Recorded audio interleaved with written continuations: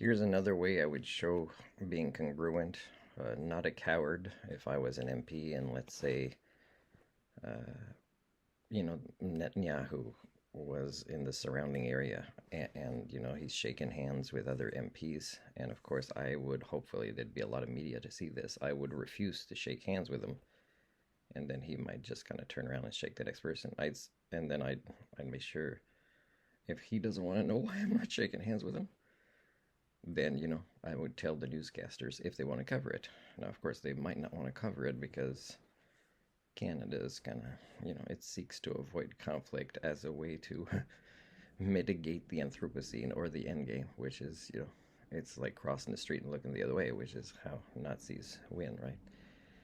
Again, I'm telling you guys that the first country that the Nazis invaded was Germany, and it's happening right now at levels in the United States where you can tell their equivalents, whatever you want to call them, have already kind of taken enough of a lead that it's extremely unlikely that that momentum won't be extremely disastrous. So let's say we're in a scenario where it's kind of the beginning of a World War II kind of historical pattern, except it's not the same as the world of the anthropocentric people primates as back then. So you can't apply what could we have done different in World War II at the beginning before it got bad to today. It's not the same as today.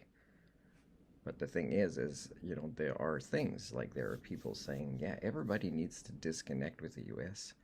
And that means don't build more military bases for them in your countries or anywhere else and ask their soldiers to leave and ask them. And maybe if their soldiers leave, they're going to go and do the bidding of their, equivalent of Nazis and hurt their own citizens. But at least everything will be contained to there. That's one possibility. There are other possibilities, except that they're not very likely to succeed either. So this is where we're at. So if I had colleagues in the United States right now where Netanyahu's there, and some are smiling in a picture with him here, I can see on Democracy Now, the news of today on YouTube, and it's so sad. Okay, but what about other politicians in the U.S. saying, I would love to arrange to be in a room close to him and have police or army that I trust or whoever has the status to not specifically be a citizen but an officer where we can arrest him.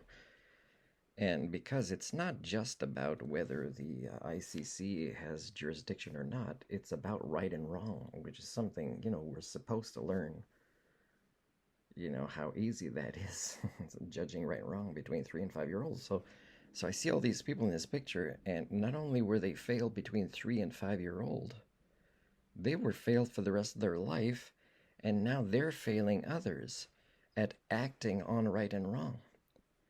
So in a way, attacking the ICC is saying that you're attacking your own parents during the process of them teaching you right and wrong.